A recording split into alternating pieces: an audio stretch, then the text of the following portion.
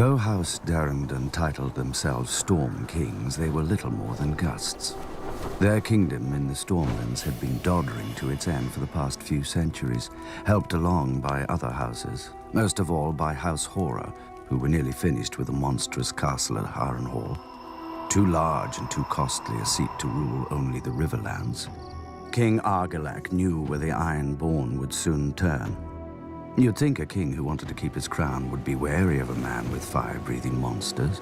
But King Argilac Darrington wasn't called the Arrogant for nothing.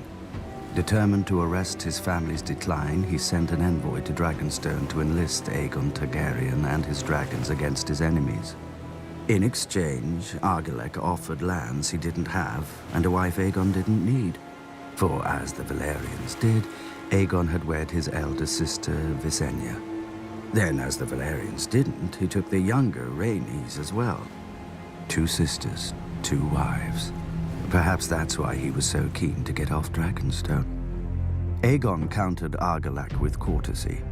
He sent his own envoy requesting that Princess Durrandon's hand be given instead to Aegon's closest friend and rumored half-brother, Orys Baratheon. Argilac answered with a box and a note. "These are the only hands your bastard shall have of me." Inside the box were the hands of Aegon's envoy. How long had Aegon been waiting for such a pretext? As his army prepared to sail, ravens flew to every great lord of the 7 kingdoms. All bore the same message. From this day forth, there would be but one king in Westeros. Those who bent the knee to Aegon of House Targaryen would keep their lands and titles. Those who took up arms against him would be thrown down, humbled, and destroyed. Poor old Argilac. He couldn't even match Aegon in arrogance. Aegon landed at the mouth of the Blackwater River and raised a primitive Aegon fort in the disputed land between Harren's and Argilac's kingdom, so that neither could decide whose problem he was. Adopting the customs of the 7 kingdoms, Aegon unfurled his own banner with a red 3-headed dragon breathing fire upon a black field.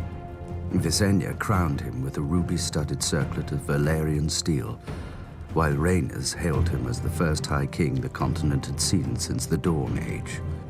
As his lords and the gathered locals cheered him, Aegon named his loyal friend to a small council led by Orys Baratheon, whom he called my strong right hand. The title stuck, and a bastard became the first hand of the king. But for now, Aegon's kingdom contained only a rocky island and a handful of fields. The other kings had larger armies, ships, castles, and thousands of years of rule. But Aegon had dragons. He had chosen for the words of his house, fire and blood. Before he was done, the rivers, fields, and skies would turn red.